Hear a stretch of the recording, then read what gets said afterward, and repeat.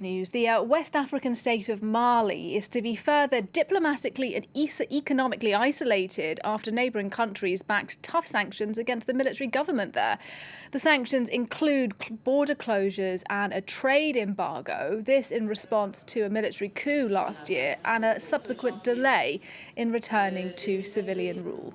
Well, today, the military has condemned these sanctions as illegal and announced its own tit-for-tat measures.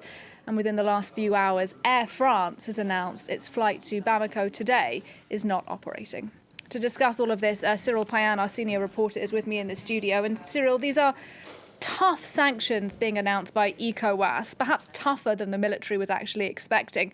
Tell us a bit more about the response we've heard today from the Malian military. Well, the spokesperson of this transitional government, the military, the colonel, said the reciprocity. So this is sanctions for sanctions. We are in Italian war, and this is really much a war of words of some sort. The problem is in the middle you have the Malian population who are extremely anxious about the direct consequences about the borders closure, the flight you were mentioning. There is a full hundreds of people, passengers are flying to Bamako every day.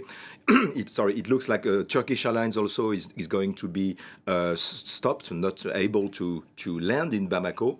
So we are indeed in a war of words, but maybe much deeper. It's something which is quite going to a kind of unknown, and to the worry of the local population, but to the worry also of the traditional allies of Mali, like the French, for instance, because we don't know what will be the consequences of this kind of reciprocity of sanctions. It looks like the hardliners in Bamako are the ones who are the most outspoken now.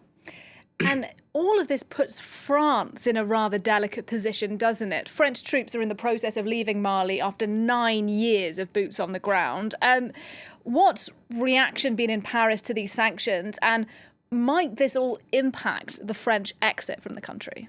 Well, the least I can say, I was this morning with some high-ranking French military officers here in Paris, and this is the worst case scenario. As you were mentioning, France is resizing, let's say, reshaping its force in Mali, downsizing for 5,000 to 3,500 or so, and changing the scope. And now this is making emergency about this new paradigm, and it comes very at a bad time. So this is quite floating situation, and to remind also that we are in electoral time in France, and it puts a lot of pressure on the French president, because we can expect that he will come on the table very soon from his right opponents, and to say what do we do with our thousands of troops in Sahel. A response must be given.